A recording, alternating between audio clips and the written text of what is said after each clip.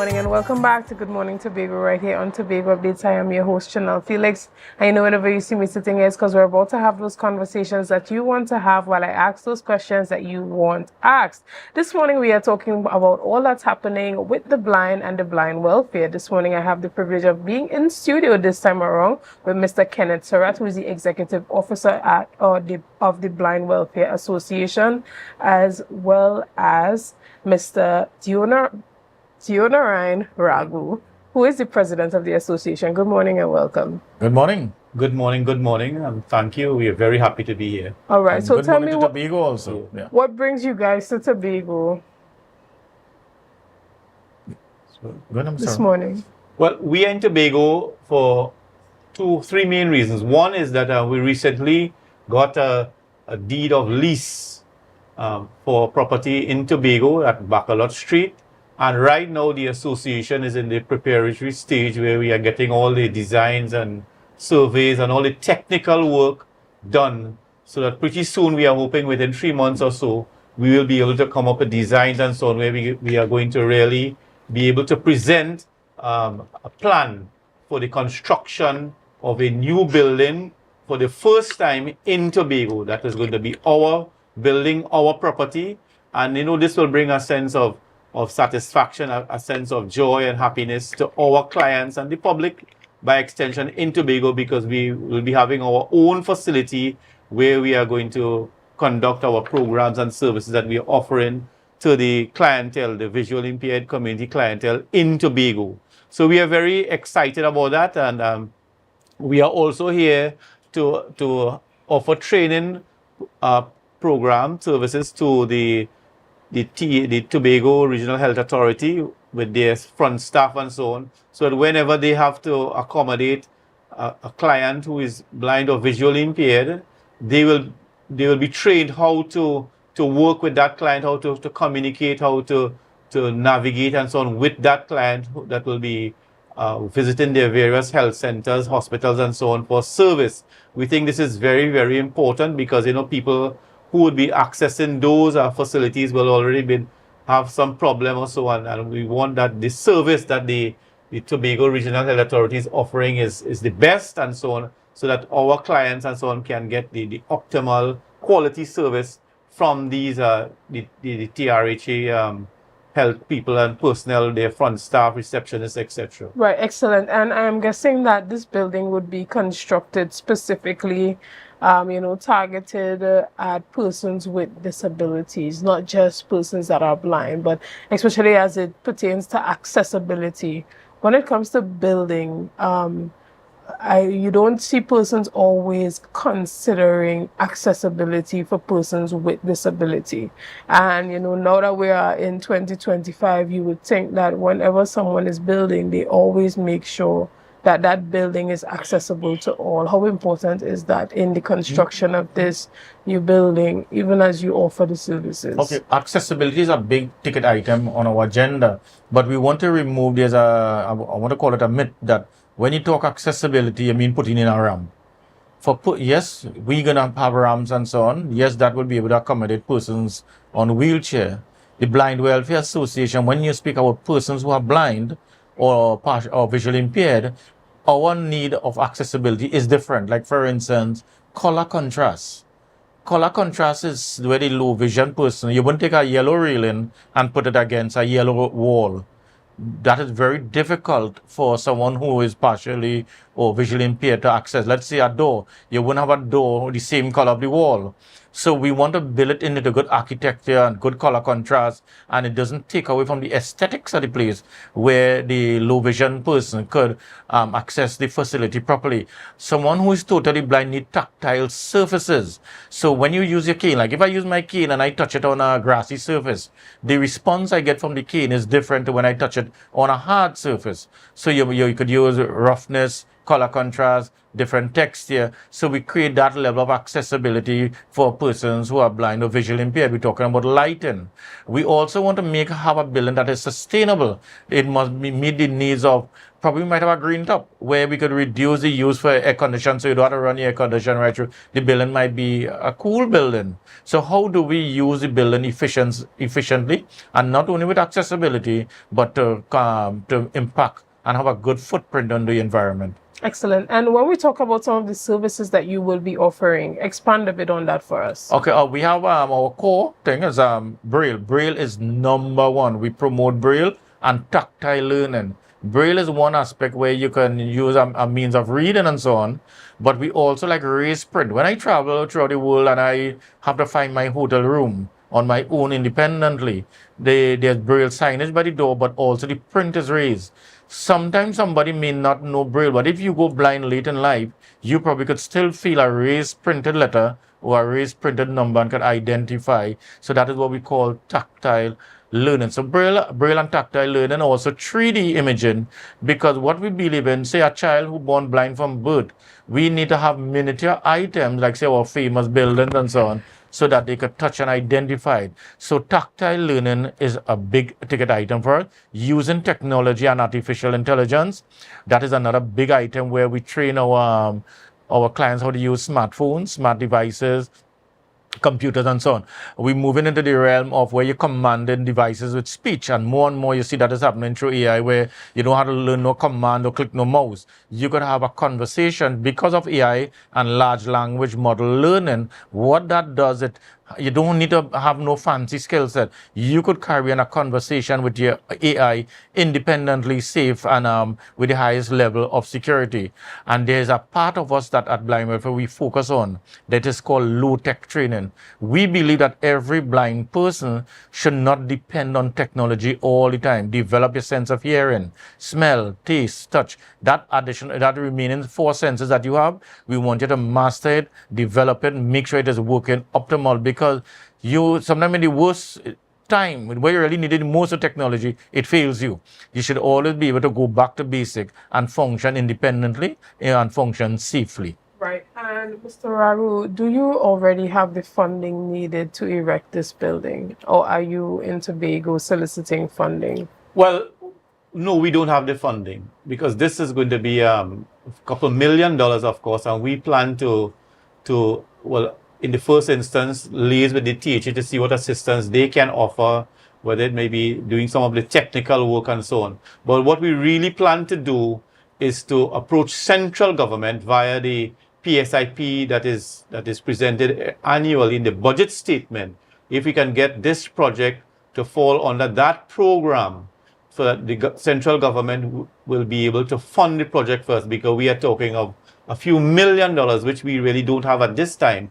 Of course, in addition to that, we will be calling on corporate Trinidad and Tobago and ordinary citizens. We'll be launching a massive fundraising effort to help us fund the construction of this building. We'll be doing it via our banks and so on. So when that information and we are ready and is available, it will be made public.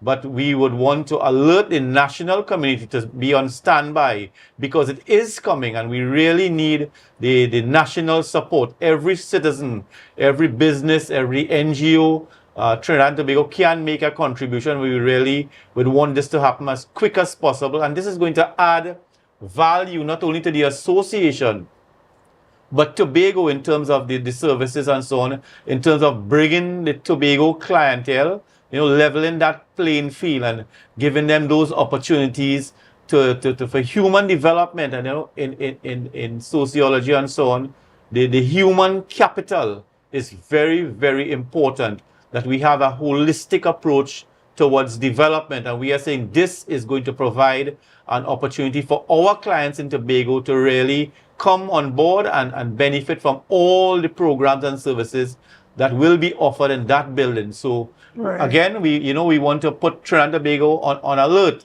that get ready. We'll be coming to you again with that information, and we need all the support that we can get to have this building up and running as soon as possible. What we Excellent. also want, we want this building to be an example. If somebody want to know what is an accessible building, a sustainable building, and an environmentally friendly building, we are saying come to the Blind Welfare Building, and you will see an example how we could transform Tobago by having an example what a truly accessible and sustainable building this is. Mr. Ragoo, you said that you will be training with the Division of Health and Social Wellness today, allowing them to understand some of the core principles of interacting with persons that are a part of the blind community. Can you tell us, some of the things that those persons will be able to look forward to in that training? What are some of the core principles when it comes to interacting with blind persons? Well, communication, of course, is very, very important. How you communicate, because if one of our clients are coming to the hospital or health center for service, communication is very important, that you communicate with the client. Of course, we're going to have some orientation training in how you would lead a blind person. They may have to move around the facility and so on. There's techniques how you hold that person, how you teach them to move around and so on. We have our welfare officers who are skilled and trained in this field, and they will be providing those training as we speak now at some of the health facilities here in Tobago. It is not very difficult. It's simple, basic stuff, but it is important that that the staff at these regional health authorities and so on have that training, because as I said before, when somebody is ill and so on and they come for service, they want a level of training, that service, that at least that their dignity and so on is intact, and you don't create further problems for them in addition to whatever problem they may be experiencing at that particular time. See, let us say, for I'm instance, happy to hear that. Yeah, but what you said, for instance, like giving direction. So we like to we'll break the task down into small bits and pieces. So the person who is blind comes up to the counter or come for assistance. The first person they may meet might be the security guard. How does that security guard ensure that he communicates with that person who is blind?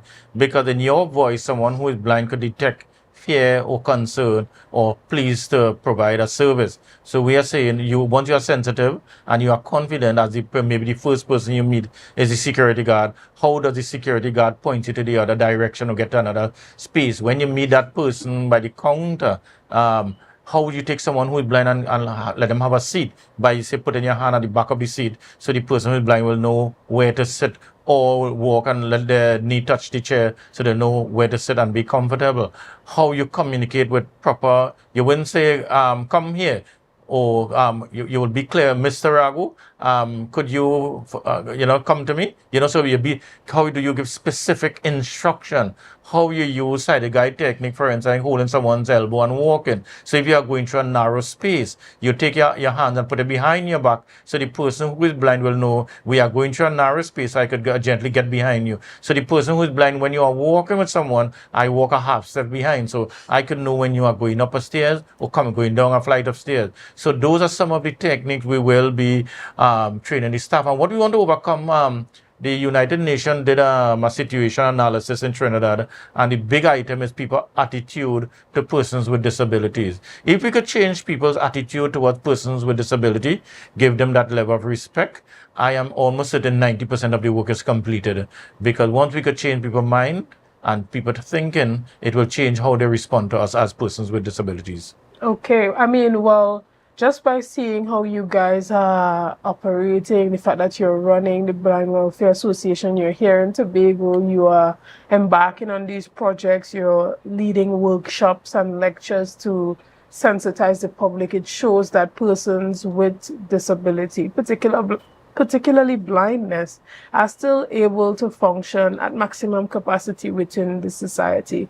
And so, I'm extremely impressed, because this is something that I've never really seen someone who is blind be so active within the society. Not just as an advocate, not to cut you, but to be so independent. Yeah. We always believe, if we change your attitude or your thinking about us, you will no longer be surprised or anything. You will expect us to behave. You will expect us to operate at the at our fullest optimum. When you see someone who is blind and they're not striving to be the best, you'll say, what's wrong? You will be more focused on that person. You can do better because, you know, in your mind, you believe persons who are blind can do better. Persons who are blind could contribute to Trinidad and Tobago to make this a better place for all of us. Just to add, we believe and in fact, we know that generally speaking, members of the public, they're sometimes skeptical, not because they want to be like that, but sometimes they just do not have the information readily available. And that is why the information is so important in terms of influencing your thinking and your attitude. And that is why we are always embarking on these opportunities to share information via the media as to how we communicate, how we relate, and so on. So it will impact your attitude in a very positive way. So we understand, but we of course will be all the time stressing that you need to have that information. So when you have the knowledge and so on, your thinking and your whole attitude will be different. Also, the Blind Welfare is the only organization for the disabled that run. The president is blind and the executive officer is blind. And we believe in a principle, nothing about us without us. And we are encouraging other organizations for the disabled, run your own organization. Don't let other people take it over. Excellent. Well, is there anything you guys want to say before we close off our conversation this morning? We want to say thank you very much. I want to say thank you very much for this opportunity. And the Tobago media has been very, very supportive to the Blind Welfare Association. And you will always be in our thoughts and in our presence as we move forward to give a greater and a better life for persons with disabilities, in particular persons who are blind, to live independent and joyful lives. Thank you very much. Excellent. Anything from you, President? Of course, I would want to say thank you to the station for having us this morning. And again, just to reiterate that Tobago, there's a lot of untapped resources in Tobago. And we believe that our community can add value even to the tourist product. So we are looking forward with great enthusiasm that when our program and services and the building is up and running, through the training that we'll be providing there, etc., that we will be able to add value to the tourism product that Tobago offers to the international community. And we want to say thanks so very, very much for the opportunity. And we look forward for these exciting things that are going to happen in the near future. Excellent. Well, guys, we're going to take a quick break right here, and we'll be back right after this. See you soon. It's a brand new morning, rise up.